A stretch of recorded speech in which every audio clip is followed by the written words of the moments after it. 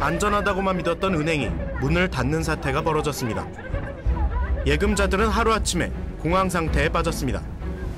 살라고 하다가 이 돈 다 떼갖고 지금 살기도 너무 우리는 힘들거든요. 내 말로까 할 수가 없지. 이 내 속을 누가 뜯어보겠는겨. 영업정지와 함께 돈이 묶여버린 사람들. 저축은행 사태 1년. 끊임없이 이어지고 있는 그들의 절규를 들어봤습니다.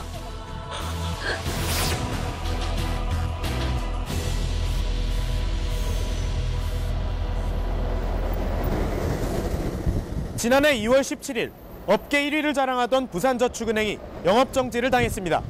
고객들은 영문도 모른 채 한 푼 두 푼 모아왔던 돈을 하루아침에 잃고 말았습니다. 영업정지 이후 11개월, 지금 부산저축은행은 어떻게 됐을까요?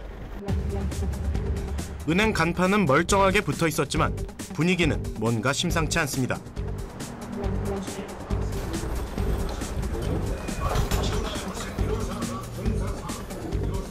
피해자들이 은행을 점거한 채 농성을 벌이고 있습니다. 비과세는 정부에서 안 하기로 이렇게 8개월째 이어져온 점거 농성. 피해자들은 여전히 분노에 가득 차 있었습니다. 이들은 왜 집에 돌아갈 수 없는 걸까요? 너무 머리 아프지.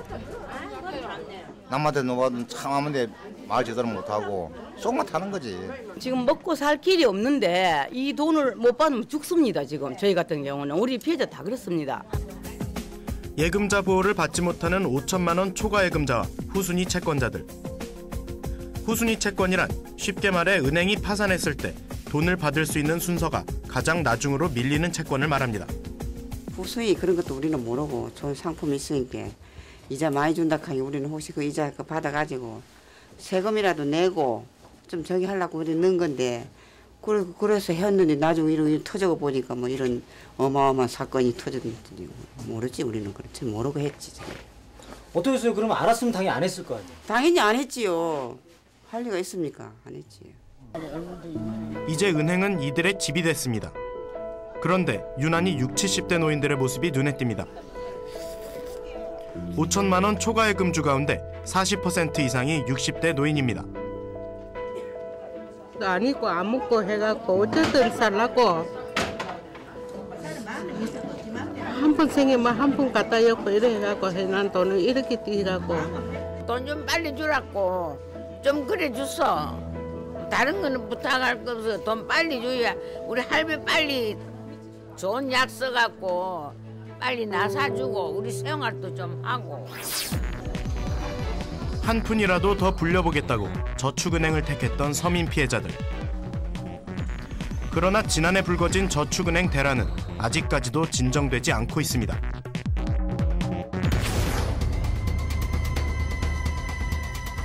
봇물 터지듯 줄지어 쏟아진 저축은행 영업정지 사태. 지난해 1월 삼화저축은행을 시작으로 2월 한 달만 7곳, 8월에 이어 9월까지 총 16곳의 영업이 정지됐습니다. 하지만 영업정지 전날 미리 돈을 찾아간 사람도 있었습니다. 은행 친인척과 이른바 VIP 고객들. 개인의 사금고로 전락한 부산저축은행의 비리 자금만 9조 원대에 이릅니다. 또 언제 이런 일이 되풀이될지 모른다는 서민들의 불안감은 지금도 계속되고 있습니다. 피해자들의 고통도 여전합니다. 은행을 믿고 맡긴 돈, 아직도 받을 길은 막막합니다. 부산에 사는 강진석 씨.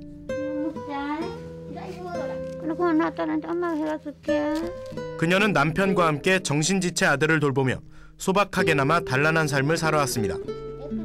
그런데 요즘은 살 길이 막막하기만 합니다. 아저씨가 직장 다녀가지고 평생 못하고 낳는 돈이라 직장생활 해놓는 사람이 되나는 돈을 어떻게 하는 것도 모르고 이것만 여기다 갖다 있는 것만 알았지 뭐 더 하면 되는 거 안 되는 것도 이런 것도 모르고.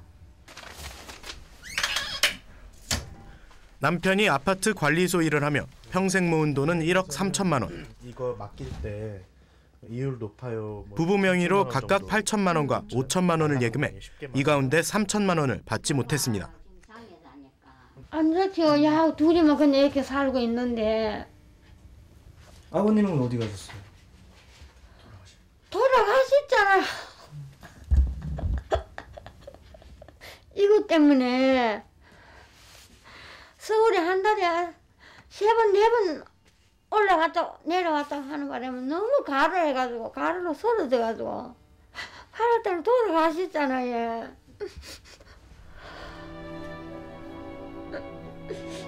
한 푼이라도 더 돌려받고자 수개월째 농성을 멈추지 않았던 남편은 지난해 8월 급성폐렴으로 세상을 떠났습니다. 불과 1년 전 단란했던 부부의 모습. 은행이 문을 닫은 그날 이들의 일상도 모두 멈춰버렸습니다. 진짜 아파가지고 꼬렁꼬렁거리 아파서 돌아가시는 것 같으면은 가실 때도 안 되나 싶은데 아저씨도 봤잖아. 이래 장장한 사람이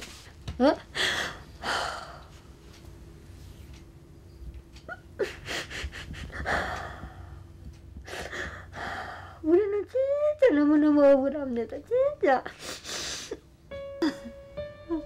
남편 없이 남은 생을 살아가야 한다는 슬픔에 이제는 돈마저도 의미가 없습니다. 그저 하루하루가 버거울 뿐입니다.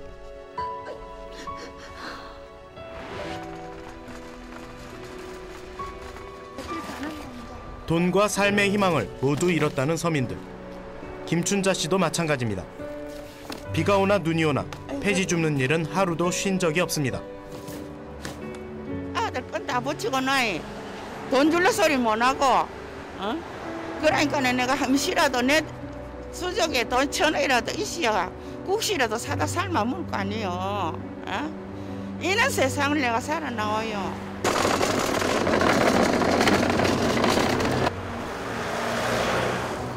폐지를 주워가며 1,000원, 2,000원씩 모아온 돈. 그 가운데 1,000만 원은 만져볼 수 없는 돈이 됐습니다. 이제는 일하는 게 힘들기만 합니다. 옛날에는 참 좋았어요. 농주 설거지 해주고 청소도 해주고 집가 가다 뒷자리가 청소 설거지 이런 것도 뒷자리가 실어줘도 내가 재미가 있었는데 지금은 이 돈 띄고 나니까네 진짜 마마 살기 싫어요. 살기 싫어 이거 진짜로. 단지 은행을 믿은 것뿐인데 피해는 고스란히 서민예금자들의 몫이 됐습니다.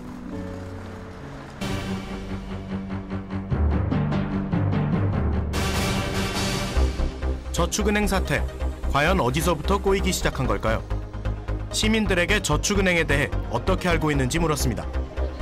일반 뭐 제1금융권인 줄 알았는데 얘기 들어보니까 제2금융권이라면서요? 이자는 조금 더 많이 주는 그런 데로 알고 있죠. 다른 은행들보다는 좀 저축에 관해서 더 고객들한테 만족을 줄 수 있는 은행이 아닌가라고 저는 생각을 합니다. 저축은행에 대해서 정확하게 알고 있는 사람들은 찾아보기 힘들었습니다. 그렇다면 저축은행은 언제부터 등장한 걸까요? 2002년 이전의 저축은행의 정식 명칭은 이와 같은 저축은행이 아닌 상호신용금고였습니다. 상호, 금고와 같은 단어들이 모두 빠진 건데요. 과연 언제부터 금고가 은행으로 돌변한 걸까요? 1972년 정부는 농촌의 개와 일수로 사금융이 횡행하던 때 상호신용금고를 만들었습니다. 지난 2002년부터는 경제정책의 일환으로 금고라는 단어가 빠지고 대신 은행이라는 명칭이 붙었습니다. 사금고 느낌이 들던 신용금고라는 꼬리표를 뗀 셈입니다. 퇴근이 되기 위해서는 신용금고보다는 더 재무 건전성이 더 좋아야 됩니다. 그 당시에 재무 건전성이 부족한 그러한 그 신용금고들이 저축은행으로 인가를 받는 과정에서 여러 가지 탈법들이 있었던 것으로 알려졌고요. 그것이 오늘날의 부실화를 이루게 된 원인이 아닌가 생각합니다. 여기에 2010년부터는 상호라는 용어까지 뗄 수 있도록 허용됐습니다. 일반 은행과의 거리감이 크게 줄어든 셈입니다. 이 덩치가 큰 저축은행들이 여전히 어떤 자금을 적절하게 굴릴 수 있는 어떤 영업 기반이 없었다는 거죠. 그러면서 자꾸 예금은 커지고 자산은 커지니까 무리하게 투자를 하게 되는 거죠. PF 대출이라든지 부동산 관련 대출이라든지 매우 위험한 대출을 하면서 그게 유지가 되어 오다가 이제 부동산 경기가 이제 꺼지면서 이게 한꺼번에 폭발을 하게 됩니다.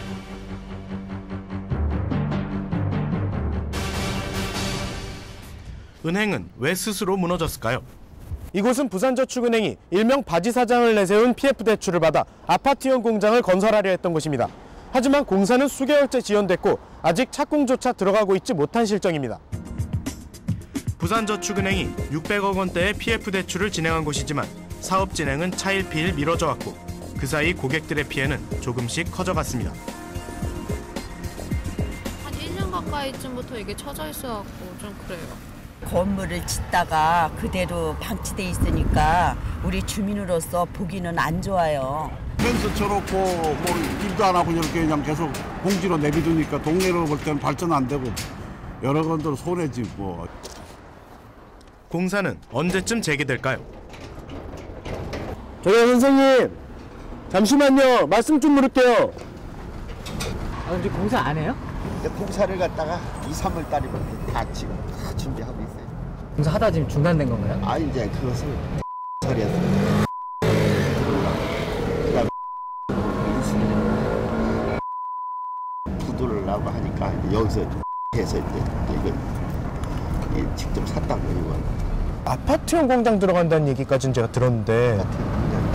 네. 글쎄 그런 데 물어봐. 날 그런 거 잘 지키고만 있으라고 그 얘기. 은행이 아닌 부동산 투자회사라는 말이 나올 정도.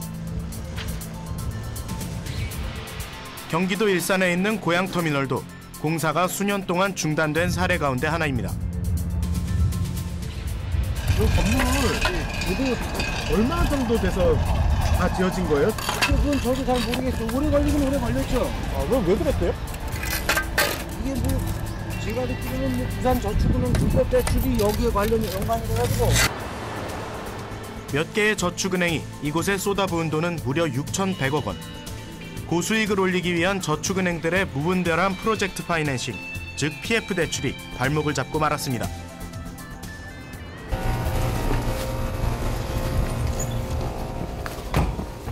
안녕하세요. 10년 끓은 공사예요. 그러고 나서 시작하고 나서 에서 잘 진행하다가 이번에 신문 지장이 나는 그대로고. 그럼 10년 전부터 지금까지 계속 이 상태 있어? 이 상태 아니었죠. 펜슬만 쳐져 있었죠. 예, 녹슨 펜슬만 이렇게 쫙 쳐져 있었어요. 얼마나 그렇게 쳐졌어요?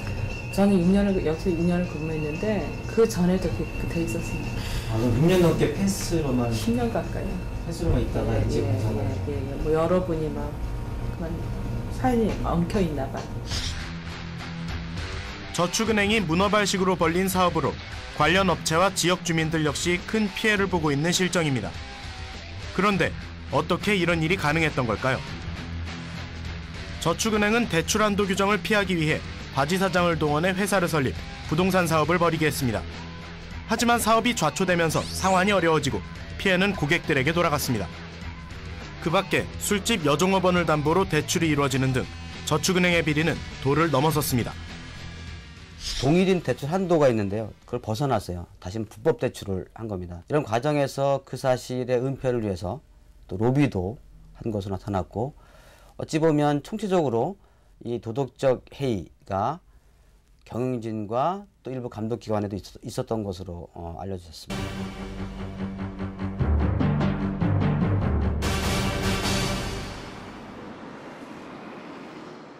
상황이 일파만파 커진 데는 금융당국의 안이한 태도도 한몫했습니다. 부실을 이유로 해서 추가적인 영업 정지가 없을 것이라는 점을 제가 분명하게 말씀을 드리는 바입니다. 서민들을 안심시키면서 한편으로는 저축은행의 뒤를 봐준 것 아니냐는 비난이 끊이지 않는 것도 이 때문입니다. 감독원 출신의 감사들이 좀 있었는데 감사로서 제 역할을 못한 분도 계시고 감사로서 한다고는 했는데 대주주나 이런 애들이 숨겨가면서 속여가면서 했던 부분도 있는 거고. 저축은행은 그렇다 쳐도 정부를 믿지 못하면 누굴 믿어야 하냐는 시민의 분노는 가라앉지 않고 있습니다.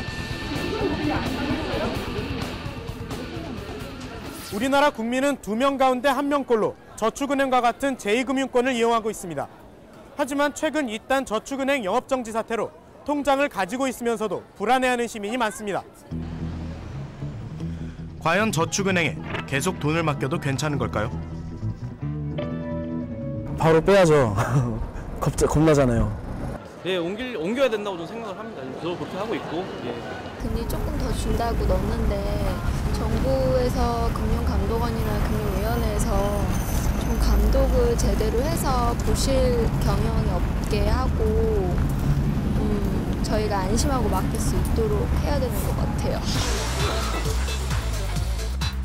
그렇다면 저축은행 사태 이후 살아남은 저축은행들은 지금 어떻게 영업을 하고 있을까요?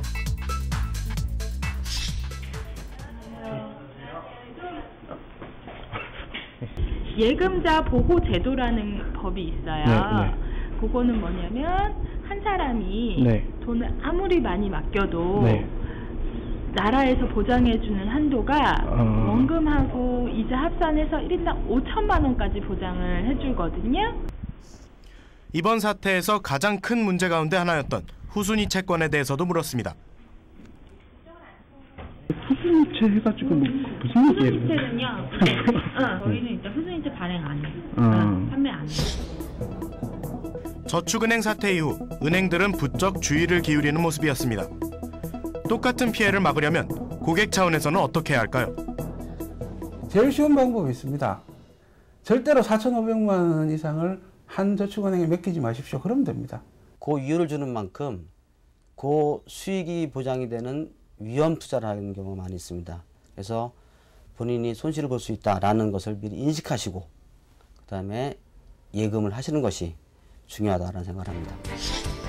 계속되고 있는 저축은행 사태. 고질적인 문제가 해결되지 않는 한 언제 제2의 저축은행 사태가 또다시 닥쳐올지는 알 수 없는 일입니다. 저축은행 사태에 대한 당국의 명확한 해결과 서민 예금자들의 신중한 판단이 필요한 때입니다. 시사기획맥 김시영입니다.